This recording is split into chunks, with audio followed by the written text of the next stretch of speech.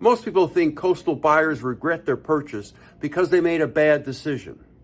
That's not what happens.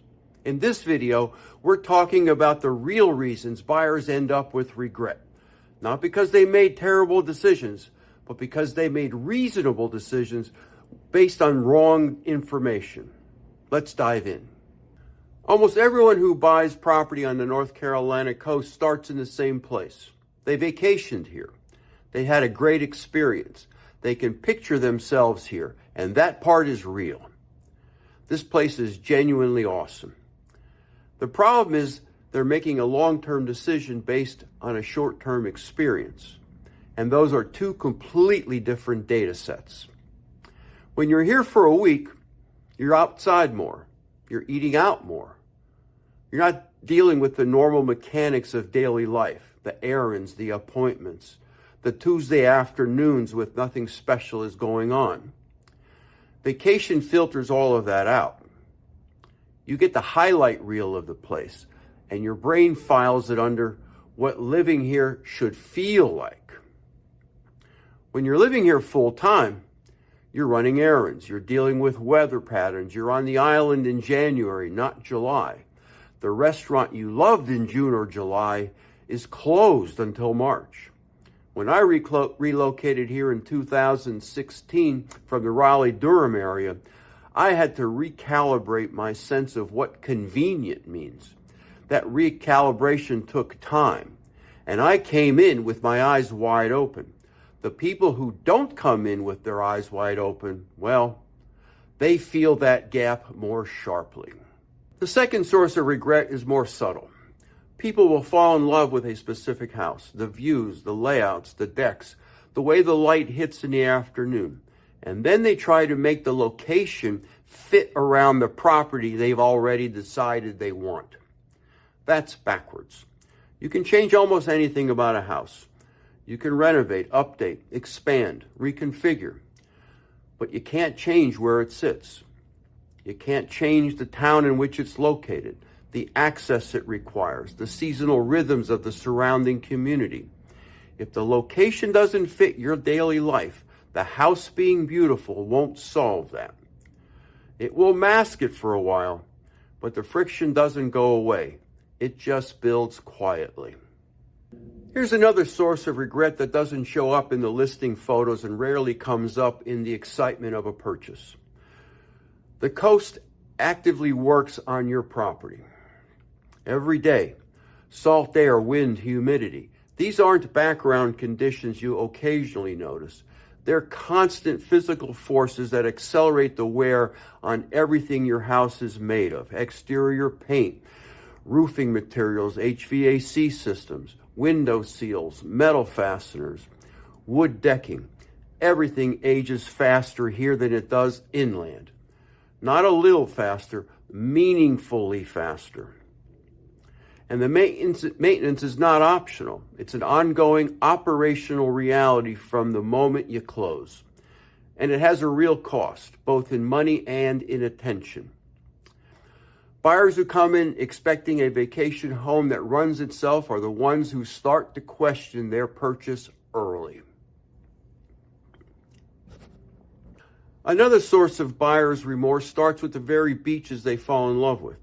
The North Carolina coast is not a uniform product, and it matters more than most people realize. Different stretches of coastline behave very differently in terms of erosion patterns, storm exposure, inlet proximity, how the shoreline has been engineered or left alone. Two homes that look nearly identical in a listing, similar age, similar size, similar price, 30 miles apart, can have very different stories when you look at what's happened to their lots over the last couple of decades, how they fared after significant storms, and what their trajectory looks like over the next 20 years. At this point, most buyers realize there are a lot more moving parts in this decision than they are expecting.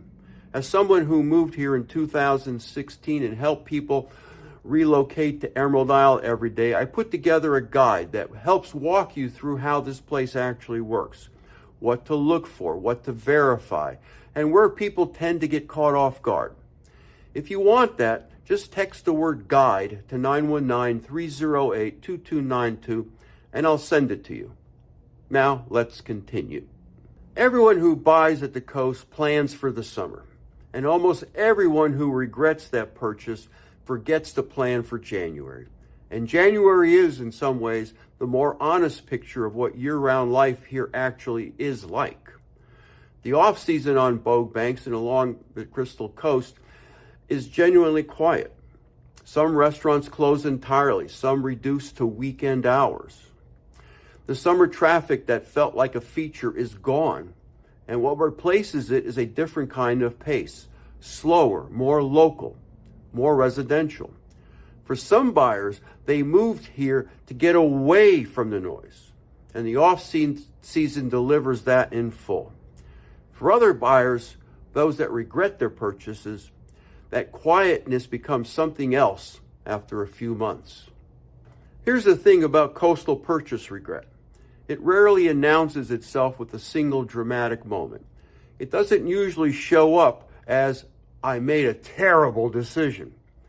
It shows up as, this isn't quite working the way I thought it would. Small things, persistent things. Access takes longer than expected. Getting to a specialist, a contractor, a hardware store, a particular restaurant. It all involves more planning than you were used to.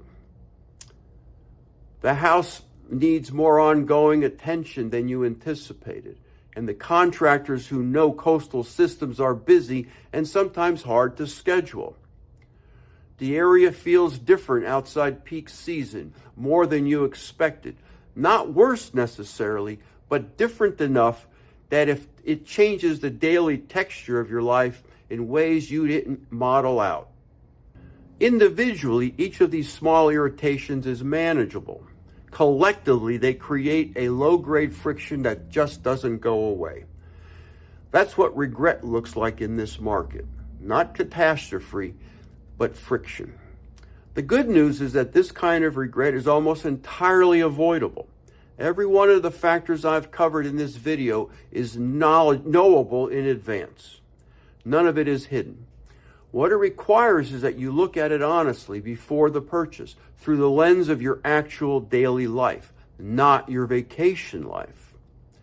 And not the idealized version of yourself you're picturing when you stand out on a deck and look at the ocean. And now for my dentist fit test. You're likely to make a purchase you're happy with if you've thought through how your day-to-day life will actually function here, not just how it feels when everything is perfect. If you've modeled out access, seasonality, maintenance, and the insurance picture, if you've asked yourself the February question, what does a Tuesday in winter look like, and does that version of the place still work for you? If the answer is yes to these questions, you're probably making a well-calibrated decision. You're at a higher risk of regret if you're mostly reacting to how a property feels in the moment. On a beautiful afternoon in July when the sun is right and the ocean is audible from the deck. That feeling is real, but it's incomplete data. A purchase made on that feeling alone, without the harder questions answered, is a purchase that's going to surprise you somewhere downstream. The buyers I see who navigate this well are the ones who came in willing to do the honest work before they committed. They asked the uncomfortable questions. They looked at the off-season pictures, not just the summer ones. They ran the real insurance numbers. They thought about the maintenance calendar. And then they made a decision they could stand behind. Not because the coast is perfect, but because they understand the trade-offs and choose them deliberately.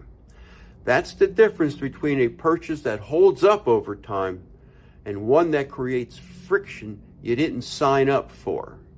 If you found this helpful and you are thinking about buying or living anywhere on the North Carolina coast, I have a free resource for you. Text the word free to 919-308-2292 and I'll send you my book, The Outer Banks Beach Home Buyer Guide. It walks you through the realities of coastal living so you can decide if this lifestyle really fits before you make a move. And when you subscribe to this channel, you're joining a small but growing group of people who value clarity over hype and who shape what I cover next.